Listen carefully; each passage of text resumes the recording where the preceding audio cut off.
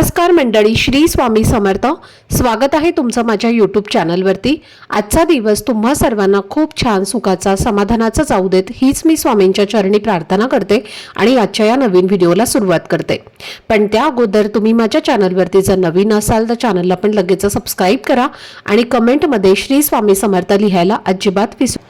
तर मंडळी, आज 25 जून वार गुरुवार आणि आजचा दिवस अत्यंत पवित्र मानला जाणारा निर्जला एकादशीचा दिवस आहे. आपल्या हिंदू धर्मामध्ये निर्जला एकादशीचं विशेष महत्त्व दिलं जातं.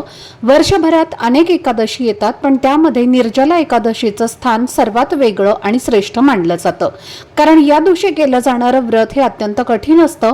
निर्जला म्हणजे पाण्याचाही त्याग, आणि या दिवशी अनेक भक्त अन्न तर घेत नाहीतच, पण पाण्याचा एक थेंब सुद्धा ग्रहण न करता भगवान विष्णूंची भक्ती आणि उपासना करतात.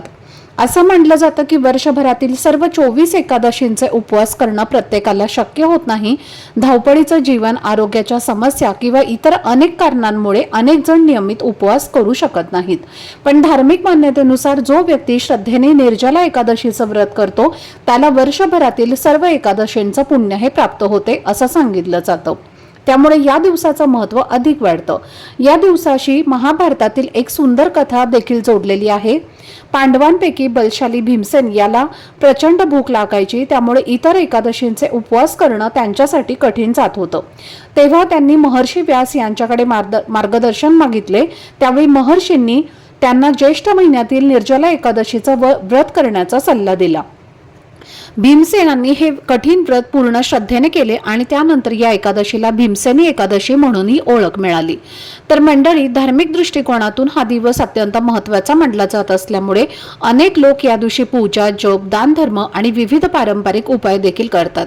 श्रद्धा आणि सकारात्मक विचारांनी केलेले प्रत्येक कार्य या दिवशी अधिक शुभ मानलं जातं.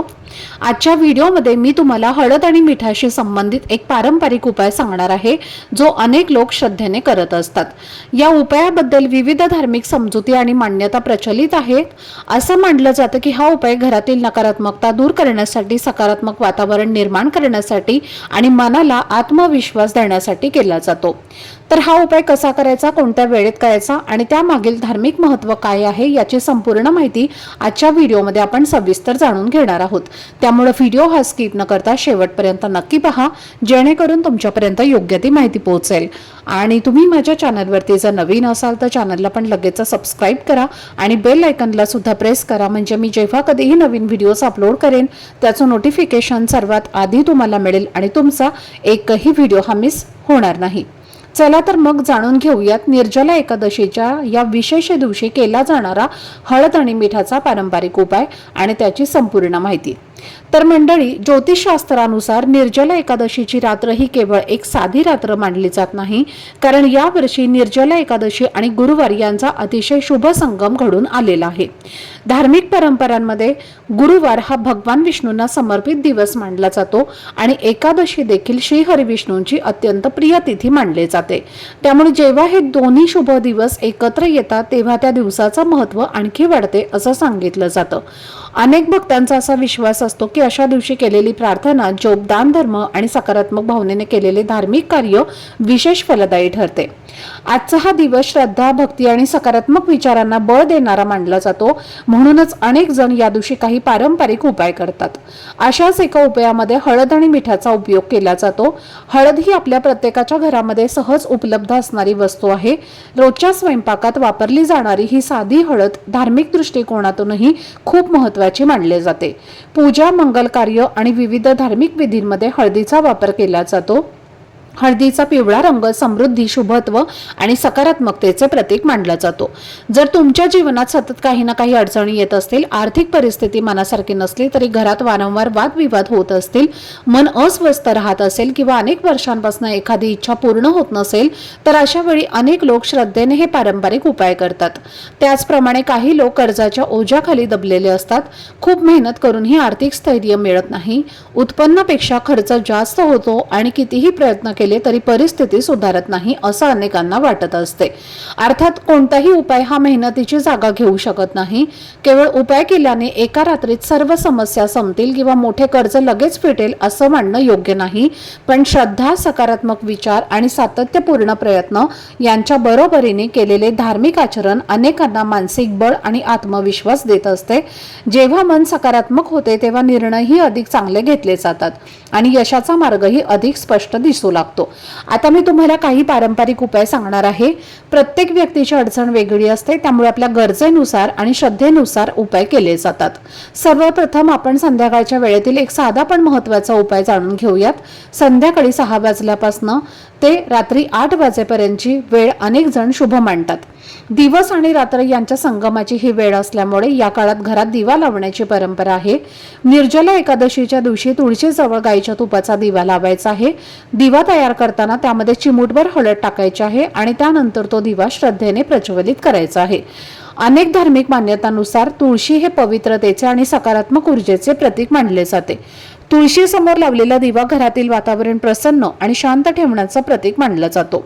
हळदीचा स्पर्श झालेला हा दिवा समृद्धी, मंगलता आणि शुभ विचारांचे प्रतिनिधित्व करतो असं मानलं जातं। त्यामुळे हा छोटा उपाय अनेक कुटुंबांमध्ये श्रद्धेने केला जातो। यापुढील उपाय धनप्राप्ती आणि आर्थिक स्थैर्याशी संबंधित मानला जातो, कारण अनेकदा असं होतं की माणूस दिवस रात्र मेहनत करतो पण त्याच्या कष्टाला योग्य ते फळ मिळत नाही। पैसा कमवला जातो पण तो टिकत नाही। एखाद्या दिवशी काही पैसे हातात येतात आणि दुसऱ्याच दिवशी अनपेक्षित खर्च समोर उभे राहतात। काहींना तर वारंवार उसने पैसे घ्यावे लागतात। मेहनत असूनही मनासारखे यश मिळत नाही अशी भावना मनात निर्माण होते। तर काय करायचं आहे? तुम्हाला अख्खी हळद जी असते, ज्याला हळकुंड म्हणतात, तर ती 2 हळकुंड तुम्हाला घ्यायची आहेत आणि 1 रुपयाचं नाणं घ्यायचं आहे। या दोन्ही वस्तू एका पिवळ्या रंगाच्या कपड्यामध्ये बांधून आपल्या देवघरामध्ये माता लक्ष्मी समोर ठेवायच्या आहेत आणि त्यांनी छान हळद, कुंकू, अक्षदा वाहून पूजा करायची आहे। पोटली आपल्या उजव्या हातामध्ये घेऊन तुम्हाला एक वेळेला श्री सुक्तमचं पठण करायचं आहे आणि आपली धनप्राप्तीची इच्छा व्यक्त करून ही जी पोटली आहे तर ती तुम्हाला पैशांच्या तिजोरीमध्ये ठेवायची आहे। आता किती दिवस ठेवायचे आहे? तर तुम्ही जोपर्यंत तुमच्या पैशांच्या अडचणी संपत नाही तोपर्यंत ही पोटली तुम्हाला तुमच्या पैशांच्या तिजोरीमध्ये ठेवायची आहे। पुढचा उपाय हा तुम्हाला स्वतःसाठी करायचा आहे। बऱ्याच वेळेला असं होतं की आपण खूप महत्त्वाचं काम आपलं असतं आणि आपण प्रयत्न करत असतो पण त्या कामामध्ये यश मिळत नाही किंवा भरपूर दिवसांपासून आपलं एखादं काम रखडलेलं असतं आणि ते कधी कधी पूर्ण होत नाही किंवा आपली एखादी इच्छा असते, मग लक्ष्मी प्राप्तीची, धनप्राप्तीची, नोकरी प्राप्तीची किंवा मुलांची प्रगती होण्याबद्दल शारीरिक, मानसिक जी काही आपली इच्छा असते तर ती कधी कधी आपण प्रयत्न करून ही पूर्ण होत नाही। तर तीच इच्छा पूर्ण होण्यासाठी, नशिबाची साथ मिळवण्यासाठी हा पुढचा उपाय तुम्हाला करायचा आहे। तर यासाठी तुम्हाला काय करायचं आहे? आज दिवसभरामध्ये किंवा अगदी रात्री 12 वाजेपर्यंत आपल्या देवघरामध्ये असणाऱ्या भगवान विष्णू आणि माता लक्ष्मीची पूजा करायची आहे आणि त्यानंतर थोडीशी हळद घ्यायची आहे, त्यामध्ये पाणी टाकून हळदीचा तुम्हाला गंध तयार करायचा आहे आणि या गंधाचा एक तिलक तुम्हाला ओम नमो भगवते वासुदेवाय नमः या मंत्राचा जप करून भगवान विष्णूंच्या मूर्तीला किंवा फोटोला लावायचा आहे किंवा बाळकृष्णांची मूर्ती असेल तर त्यांना हा तिलक तुम्हाला लावायचा आहे आणि त्यानंतर ओम नमो भगवते नारायणा हा मंत्र म्हणत तुम्हाला कपाळावरती सुद्धा एक तिलक लावायचा आहे आणि दोन्ही हात जोडून प्रार्थना करायची आहे, मी जे काही कष्ट करत आहे, जी काही मेहनत आहे तर त्याला यश मिळू द्या आणि माझी प्रत्येक इच्छा, मनोकामना ही पूर्ण होऊ द्या अशी मनोभावे प्रार्थना करून एक पुढचा उपाय तुम्हाला करायचा आहे। हळदीला पिवळ्या रंगाचे बृहस्पती ग्रहाशी जोडून बघितलं जातं आणि म्हणून व्यक्तीच्या कुंडलीतील कमजोर बृहस्पतीला मजबूत प्रदान करण्यासाठी हळद ही वापरली जाते। जेव्हा आपण हळद आपल्या कपाळावरती लावतो तेव्हा आपल्या कुंडलीतला गुरुग्रह हा मजबूत होतो, तसेच जीवनाच्या मध्ये धनाच्या संबंधित ज्या काही समस्या आहेत तर त्या सुद्धा दूर होतात। म्हणून फक्त आज एकादशी आहे म्हणून टिळा लावायचा नाही, तर प्रत्येक गुरुवारी हा टिळा आपल्या कपाळावरती लावल्याने अनेक चांगले सकारात्मक बदलचे आहे तर ते आपल्याला दिसून येतात। त्याचबरोबर जो व्यक्ती सतत आजारी राहत असेल, कोणताही आजार त्या व्यक्तीला असेल किंवा कर्करोग आहे किंवा पोटाच्या संबंधित काही आजारपणाच्या काही समस्या असतील तर आज तुम्हाला हळदीचं दान करायचं आहे आणि त्यासोबतच आजपासून दररोज आपल्या कपाळावरती हळदीचा तिलक लावून तुम्हाला घराच्या बाहेर पडायचं आहे। याने वाणीला देखील शक्ती मिळत असते आणि म्हणून हा एक उपाय सुद्धा तुम्ही करू शकता। त्याचबरोबर पुढचा उपाय हा खूप जास्त महत्त्वाचा आहे, जो हळद आणि मिठाचा आपल्याला आज रात्री झोपण्यापूर्वी करायचा आहे. जेव्हा आपण रात्री झोपायला जातो तेव्हा झोपण्यापूर्वी तुम्हाला हा उपाय जो आहे तर तो आपल्या घरामध्ये करायचा आहे. जर घरामध्ये विनाकारण वाद होत असतील, अनावश्यक कटकटी होत असल्यास, घरात मांगलिक कार्य घडत नसेल किंवा घरावर सतत संकट, अडचणी, अडथळे येत असतील तर हा उपाय तुम्हाला करायचा आहे. सर्वप्रथम तुम्हाला काय करायचं आहे, आज दिवसभरामध्ये ना घराच्या मुख्य प्रवेशद्वारावरती एक हळदीने स्वस्तिक काढून घ्यायचा आहे आणि त्यानंतर संध्याकाळी हा उपाय तुम्हाला करायचा आहे. एक ग्लास घ्यायचा आहे, या ग्लासमध्ये तुम्हाला एक चमचाभर हळद आणि एक चमचाभर मीठ टाकायचं आहे आणि त्यानंतर हे जे पाणी आहे तर ते आपल्याला आपल्या संपूर्ण घरामध्ये फिरवायचं आहे. फिरवत असताना ओम नमो भगवते वासुदेवाय नमः या मंत्राचा जप करत संपूर्ण घरामध्ये फिरवायचा आहे. त्यानंतर आपल्या मुख्य प्रवेशद्वारावरनं सुद्धा वरपासून खालपर्यंत 7 वेळेला उतरून तो ग्लास रात्रभर तुमच्या घराच्या बाहेर ठेवायचा आहे. मुख्य प्रवेशद्वारावरून हे पाणी उतरवल्यानंतर तुम्हाला तो ग्लास घरामध्ये आणायचा नाही, संपूर्ण रात्रभर बाहेरच ठेवायचा आहे.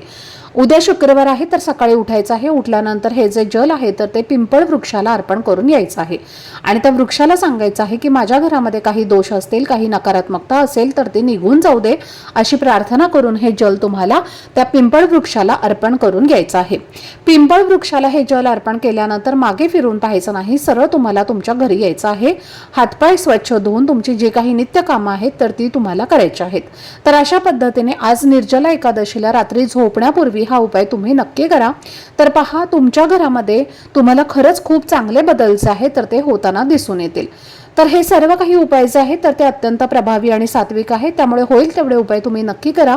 तर ही अत्यंत महत्त्वाची माहिती मला तुमच्यापर्यंत शेअर करायची होती. आजचा हा व्हिडिओ जर तुम्हाला आवडला असेल, माहितीपूर्ण वाटला असेल तर व्हिडिओला लाईक करा. चॅनलवरती नवीन असाल तर चॅनलला सबस्क्राईब करा आणि हा व्हिडिओ आपल्या मित्रपरिवारासोबत जास्तीत जास्त शेअर करा. चला तर मग भेटूया पुढच्या व्हिडिओमध्ये. तोपर्यंत सर्वांना श्री स्वामी समर्थ. धन्यवाद.